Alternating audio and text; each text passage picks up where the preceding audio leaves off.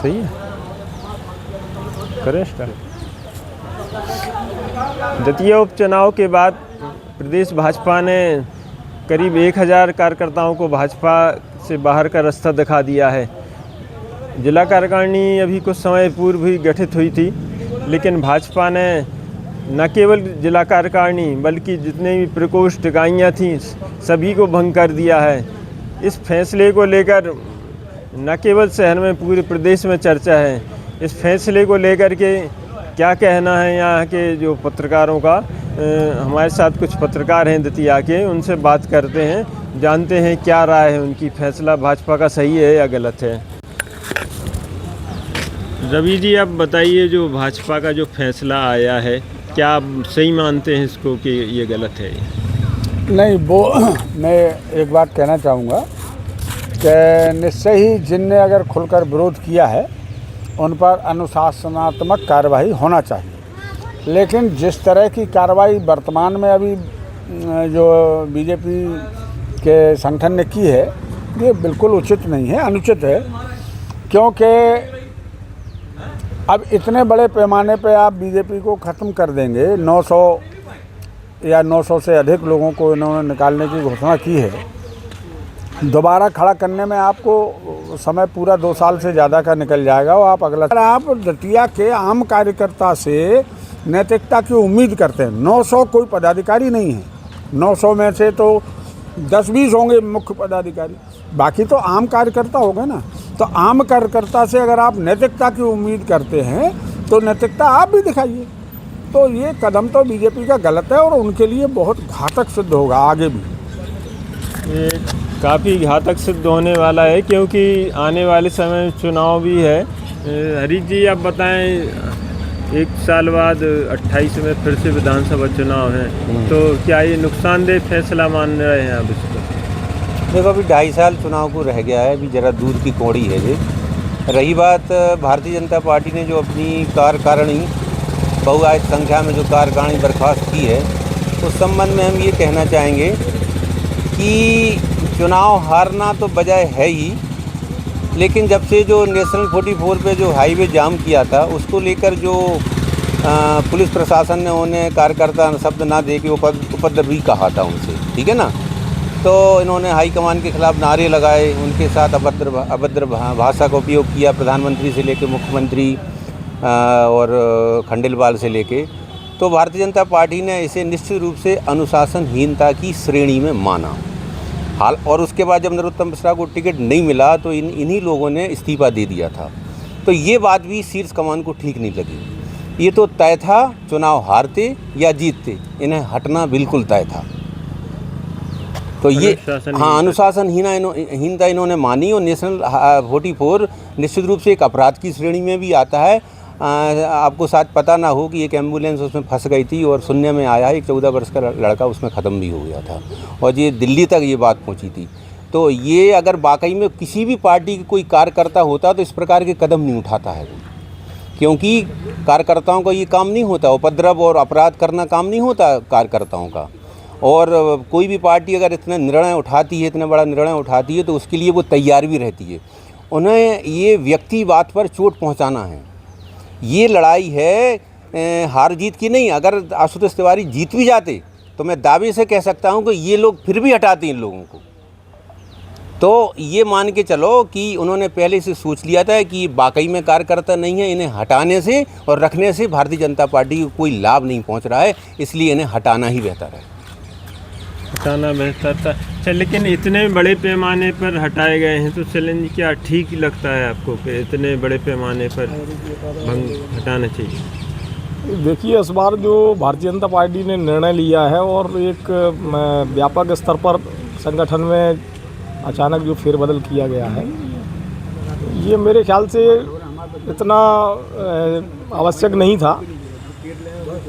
पहले ये चुनाव के दौरान ये सारी चीज़ें उनको देखनी चाहिए थी और जब पूरा प्रदेश का संगठन यहाँ दतिया में काम कर रहा था तो जहाँ भी जो भी कमियाँ थीं उन कमियों को समय रहते हुए ही दुरुस्त कर लिया जाता। तो ये जो आज नुकसान हुआ है भारतीय जनता पार्टी को, वो नुकसान नहीं होता। जिन लोगों पर भी कार्रवाई हुई है वो बहुत लंबे समय से भारतीय जनता पार्टी के लिए ही काम कर रहे थे और एकदम उनकी निष्ठा पर इस तरह से संदेह करना ये भी कुछ उचित नहीं लग रहा है। और ऐसी जनचर्चा भी है कि चाहे वो वार्ड का चुनाव हो या उनके पार्टी की जो भी गतिविधियां जो रहती हैं कैलेंडर वाइज, उसमें उनके पार्टी के नेताओं की जो जयंतियां हैं या और भी जो रचनात्मक कार्यक्रम वृक्षारोपण वगैरह जैसे जो भी करते हैं, तो उन सारे कार्यक्रमों में ये सारे कार्यकर्ता जिन पर भी कार्रवाई हुई है, संगठन के लोग ये हर बूथ लेवल पर सक्रिय थे, काम भी कर रहे थे। तो निश्चित तौर से हो सकता है कि कुछ लोगों की कमियां रही हों, लेकिन जो जिस स्तर पर व्यापक कार्रवाई हुई है वो तो मैं समझता हूँ कि उचित नहीं है। तो जो बड़ी कार्रवाई हुई है इसको कोई भी सही नहीं मान रहा है। हमारे साथ एक और पत्रकार हैं सतीश, आप बताएं, क्या ये जिनको निकाला गया है क्या सभी ने भितरघात किया है या गेहूँ के साथ घुन भी पिसा है आपको लगता? देखिए, चुनाव के बाद में जो भाजपा संगठन ने कार्रवाई की है वो कहीं ना कहीं तक अनैतिक कार्रवाई है, क्योंकि संगठन को चलाने के लिए कार्यकर्ता ही महत्वपूर्ण एक छोटी इकाई होती है। जब छोटी इकाई को आप नेस्ताभूत कर दोगे तो संगठन बड़े स्तर पर कहाँ से खड़ा होगा। यह कार्रवाई निश्चित तौर से खिसियानी बिल्ली खम्मा नोचे जैसी कहावत को चरितार्थ करती है, क्योंकि भाजपा कार्यकर्ता संगठित दल है और शीर्ष नेतृत्व भी इस बात को मानता है। जब शीर्ष नेतृत्व कार्यकर्ताओं को तवज्जो देता है तो उन पर तत्काल कार्रवाई करना कहाँ तक उचित है, यह तो भाजपा के शीर्ष नेताओं को सोचना चाहिए। जब दतिया में मुख्यमंत्री मोहन यादव जी और पूरा संगठन, यहाँ तक कि प्रदेश अध्यक्ष भी कैंपिंग किए हुए थे, तब भी चुनाव हारे हैं, तो क्यों ना इन लोगों के ऊपर, बड़े नेताओं पर पहले कार्रवाई होना चाहिए। छोटे कार्यकर्ता तो ज़मीनी स्तर पर क्या फर्श उठाने के लिए ही होते हैं या कार्रवाई करने के लिए बलि का बकरा छोटे कार्यकर्ताओं को ही बनाया जाता है। कार्रवाई करना है संगठन को तो बड़े कार्यकर्ताओं पर करना चाहिए। अब अगर दतिया की बात करें तो दतिया चुनाव हारी है और अपनी इज्जत बचा के हारी है। दतिया भाजपा प्रत्याशी अपनी इज्जत बचा के चुनाव हारा है, जबकि भाजपा के राष्ट्रीय अध्यक्ष नितिन नवीन के वार्ड में तो बूथ हारा है उनका खुद का। क्या उन पर कार्रवाई नहीं हो सकती है? उन पर भी कार्रवाई करना चाहिए संगठन को। मैं भी किसी लंबे टाइम से देखता आ रहा हूं कि भाजपा में जो कार्यकर्ता काम करते हैं उनकी वैल्यू धीरे धीरे कम हो जाती है और जो नए कार्यकर्ता जुड़ते हैं उनको ही ज़्यादा तवज्जो दी जाती है। जब नए कार्यकर्ताओं को तवज्जो दी जा रही है और पुरानों को हटाई जा रही है तो संगठन कहाँ से मजबूत बनेगा, और जब ऐसी कार्रवाई होगी तो निश्चित तौर से संगठन के लिए नुकसानदायक होगी। तो जो कार्रवाई हुई है उसको अधिकांश पत्रकार लोग सही नहीं मानते हैं। एक और पत्रकार हैं हमारे साथ, भानु जी, आप बताइए जो कार्रवाई को किस हद तक उचित मानते हैं? कार्रवाई क्या है, पूरी तरह से सोची समझी हुई है। इसके दो एंगल हैं। पहला एंगल तो ये है कि जो चिन्हित हैं, जिनके ऊपर कार्रवाई करना चाहिए थी, जिनको उन्होंने चिन्हित किया था, उन पर कार्रवाई करने का एक डर है कि भाई उन पर कार्रवाई करेंगे तो कोई जाति का एंगल निकालेगा, कोई एंगल निकालेगा, इस वजह से सबको इकट्ठा एक बार ख़त्म करें। एक तो एंगल ये था। दूसरा, उनके पास कुछ प्रमाण भी ऐसे नहीं थे कि जैसे चिन्हित करेंगे तो आपको प्रमाण देना पड़ेगा। भंग करने से सारी बातें ख़त्म हो जाती हैं, कोई प्रमाण नहीं देना है क्योंकि हम तो पूरा भंग कर रहे हैं, फिर से बनाएंगे। अगर आप चिन्हित करके सजा देते तो आपको प्रमाण देने पड़ेंगे। अब भंग में आपको कोई प्रमाण नहीं देना है, क्योंकि प्रमाण उपलब्ध अगर होते तो कार्रवाई तत्काल चिन्हित व्यक्तियों पे होती, एक चीज़। दूसरा, एक और क्या है कि नया संगठन जैसे बनाना है, क्योंकि नेतृत्व तो हम परिवर्तन करना चाह रहे हैं ज़िले में, तो नया परिवर्तन नए व्यक्ति को यहाँ आकर के स्थापित करना चाह रहे हैं। तो जो संगठन बनेगा उस संगठन में उन प्रभावी पदों पर अपने व्यक्तियों को सेट करना है। भांडेर के हो सकते हैं, सेवड़ा के हो सकते हैं, चूँकि अभी जिलाध्यक्ष भी दतिया का था, और जिन्हें महामंत्री बनाया था अतुल भूरे चौधरी, वो भी नरोत्तम मिश्रा के फेवरेट्स वाले माने जाते हैं। और जितने भी लोग थे जो प्रभावी पदों पर थे, चाहे युवा मोर्चा का अध्यक्ष हो, चाहे महिला मोर्चा, जो कुछ भी हो, वो सब उनके फेवर के थे, ये मान के चल रहे थे। अगर वो चिन्हित लोगों पर कार्रवाई करते तो फिर वो उन चिन्हित पदों पर ही नए लोगों को लेकर आते। अब उन्हें अपना स्ट्रक्चर अपने अकॉर्डिंग बनाना है। जो दोष नरोत्तम मिश्रा के द्वारा मानी जा रही थी कि उनके द्वारा बनाई गई कार्यकारिणी, यानी एक व्यक्ति पर केंद्रित कार्यकारिणी मान के चल रहे थे, अब फिर से एक व्यक्ति पर केंद्रित कार्यकारिणी बनेगी, वो आशुतोष तिवारी पर केंद्रित बनेगी। अगर वो भंग नहीं करते, चिन्हित लोगों को उसमें से हटाते, तो उनके जो पहले से लोग जो वहाँ पे स्थापित थे जिन्हें अपन मानते हैं कि नरोत्तम मिश्रा ने इनको कार्यकारिणी में वह स्थान दिया है, तो वो तो फिर भी बने रहते वहाँ।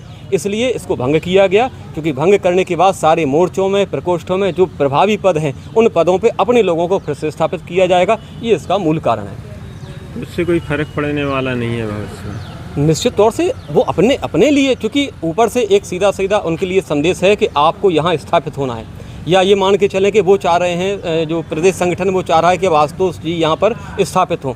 तो स्थापित होने के लिए आवश्यक है, जैसे अभी बहुत सारी मीडिया में चल रहा है कि उन्हें अध्यक्ष बनाएंगे। अध्यक्ष नहीं बनेंगे, वो अपना व्यक्ति अध्यक्ष बनाना चाहेंगे, अपने व्यक्ति को महामंत्री बनाना चाहेंगे, अपने व्यक्ति को युवा मोर्चा या जो अन्य प्रकोष्ठ हैं उनमें जो शीर्ष पद हैं वो देना चाहेंगे। अपने अकॉर्डिंग पूरा एक स्ट्रक्चर तैयार करेंगे, क्योंकि समस्या स्ट्रक्चर की ही आई थी, ये उन्हें लगा, जबकि वास्तविकता समस्या स्ट्रक्चर से नहीं आई थी। क्या है कि जब भी किसी को टिकट मिलता है तो दो प्रकार की चीज़ें होती है। सिंबल तो सबके पास कॉमन है, जैसे हम मान लो पैनल में 3 नाम भेजते हैं तो तीनों नामों के लिए सिंबल तो सबके पास, ताकत सिंबल की एक जैसी रहेगी, लेकिन कुछ व्यक्तिगत पूंजी भी होती है। उस पूंजी यानी व्यक्तिगत जो आपका मेरिट होगा उसके हिसाब से आप उस पैनल में ऊपर जा करके टिकट प्राप्त करते हैं। तो इनका जो व्यक्तिगत मेरिट था, ये व्यक्तिगत पूंजी थी, वो क्या थी वो उन्हें पता नहीं है। वो उन्हें पता होना चाहिए था कि आपका व्यक्तिगत मेरिट क्या है, संगठन है, RSS है ना। आप जिस ज़मीन से निकल करके आए हो, विद्या भारती आपका संगठन था, आप विद्या भारती की से पैदा हुए एक कार्यकर्ता थे, लेकिन उन्होंने विद्या भारती के किसी भी अनुषंगिक संगठन से संपर्क साधने का प्रयास नहीं किया। एक भी सरस्वती शिशु मंदिर में जाकर के उन्होंने संपर्क नहीं किया अपने चुनाव को लेकर के, जबकि यहाँ से मांडवी राजे जो मुनियन कुआ का विद्यालय, वहाँ जाकर के उन्होंने वोट मांगे, जबकि ये उसी संगठन से निकल करके आए। कहने का मतलब ये है कि जो प्रत्याशी बनना चाह रहा है उसकी मेरिट क्या है, आपकी ताकत क्या है। हर एक व्यक्ति की अपन ताकत को और कमजोरी को देखते हैं। तो आपने सिर्फ एक चीज़, एक मिशन पे काम किया कि भाई मंत्री कौन के लोग कौन हैं, जो पूर्व मंत्री के लोग कौन हैं, उनके पीछे हमें आप अपने जासूस लगाने हैं कि वो क्या कर रहे हैं। अरे तो उनके भरोसे आए थे क्या जीतने के लिए? आप यहाँ चुनाव लड़ने के लिए आए थे अपने दम पर। आपकी कुछ मेरिट होना चाहिए थी, आपकी कुछ उपलब्धियाँ होनी चाहिए थी। उपलब्धि आपकी बहुत बड़ी थी जो नरोत्तम मिश्रा के पास नहीं है। आपके पास सबसे बड़ा संगठन विश्व का RSS था, उसकी सबसे बड़ी विंग जो माने विद्यालय, सरस्वती विद्यालय, उनके यहाँ पर 5 विद्यालय चल रहे हैं। आपने एक में संपर्क नहीं किया, आपने एक भी ना तो परिवार से संपर्क किया, तो कहाँ से निकल जाओगे? आपको अपनी मेरिट पता होना चाहिए। तो आपको मेरिट आपने ध्यान नहीं दिया, ये सबसे बड़ा कारण है। आपने सिर्फ जासूसियों पर प्राथमिकता दी कि मंत्री के पीछे जासूसी लगाएं, अध्यक्ष के पीछे लगाएं।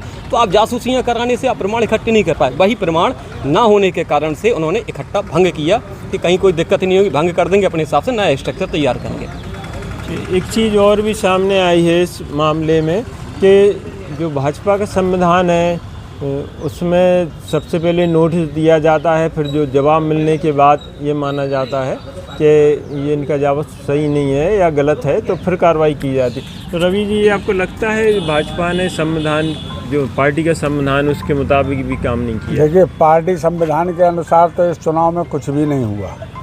अगर पार्टी संविधान की बात करें तो इस बार चुनाव में जो विश्वास किया गया वो ज़्यादातर तो कांग्रेसी थे। कांग्रेसी भाजपा का काम कर रहे थे। कांग्रेस से भाग भाग के जो लोग मंचों पर गए, वे वहाँ मुखिया बन गए थे, नीति निर्धारक बन गए थे। जबकि इसका नीति निर्धारण संघ करता है।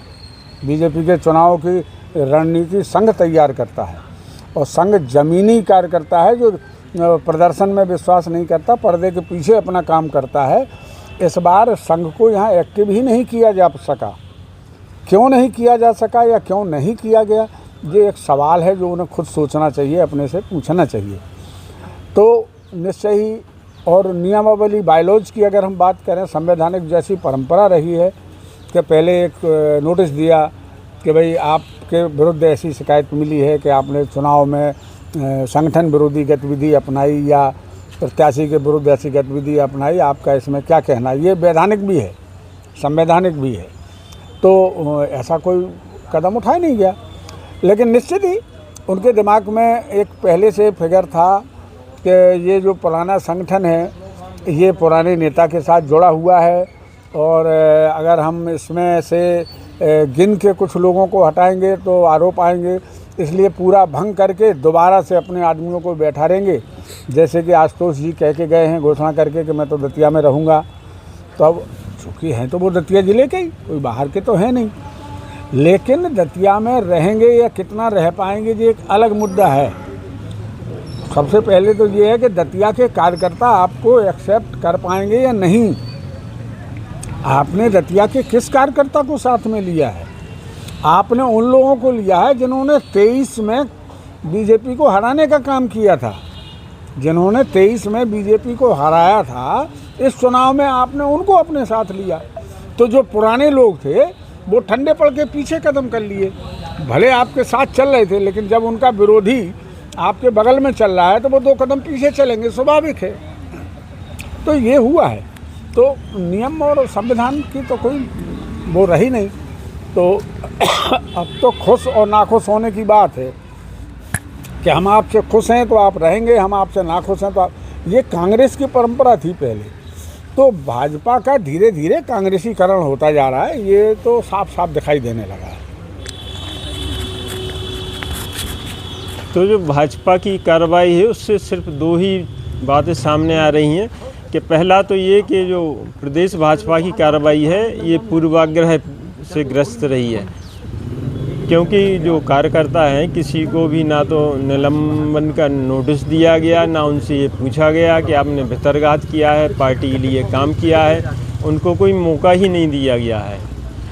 दूसरा, इसमें जो दोहरे मानदंड अपनाए गए, बिहार में भी भाजपा हारी है, लेकिन वहाँ पर ना तो कार्यकारिणी भंग हुई, ना पदाधिकारियों को पद से हटाया गया। तो फिर यहाँ ऐसा क्यों हुआ?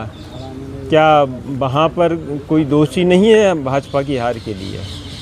तो ये सब सवाल हैं जो आगे वाले जो विधानसभा आगे चुनाव आने वाला है उसमें भाजपा को परेशान कर रहे हैं। MP तक के लिए दतिया से अशोक शर्मा।